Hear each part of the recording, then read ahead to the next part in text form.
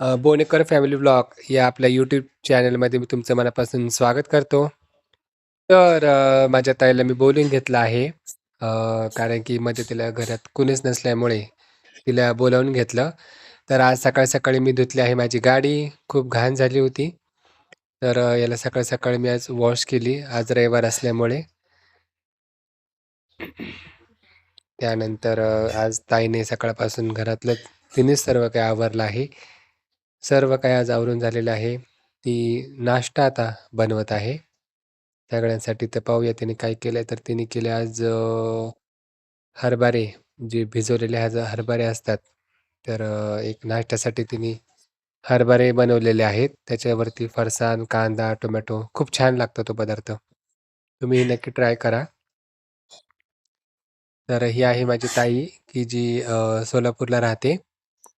तर तिला बोलावून घेतलं इकडे, कारण की घरी मदतीला कोणीच नसल्यामुळे माझी एकट्याची खूप गैरसोय होत होते. त्यामुळे तिला बोलावून घेतले. तर ती बनवत आहे नाश्ता. आणि हे तुम्ही म्हणता असाल भिंतीवर काय लिहिलेलं आहे? हं, हं. तर ही गणपतीची मूर्ती आहे. आम्ही म्हणजे फरशी आहे. ही खूप लोकांना आवडते. ते तुम्हाला दाखवतो. हे आहे आमचं छोटंसं घर. 1 BHK आहे. खाली एक हॉल, किचन. हे आमचं छोटंसं देवघर. अजून देवपूजा व्हायची आहे. अंघोळ झाल्यानंतर देवपूजा वगैरे करायला. परंतु गाडी वगैरे धुतल्यामुळे जरा उशीरच झाला आज. तर माझ्या बहिणीचा नाश्ता तयार होत आहे. सुगरण आहे माझी बहीण खूप. छान स्वयंपाक वगैरे करते ती. तर हे आहे आमचा हा आहे आमचा हॉल. इथं छोटंसं झुंबर लावलं आहे. पी-ओ-पी इथं केलेला आहे. भिंतीवर जरा पोराने रेषा ओढलेल्या आहे या ठिकाणी. हे आहेत माझे वडील, की जे आता हयात नाही आहे. 2009 साली माझ्या वडिलांचं निधन झालं. त्यानंतर सर्व घराची जबाबदारी ही माझ्या एकट्यावरच पडली. परंतु सर्व नातेवाईक मला खूप सहकार्य करतात. हा आहे आमचा बेडरूम जो वरती आहे. अ, हा हे झुंबर लावलेला आहे. हा पी-ओ-पी केलेला आहे. खूप जणांना हा पी-ओ-पीची डिझाइन आवडते.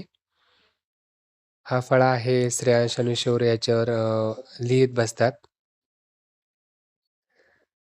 इथे 2 बेड केलेले आहेत.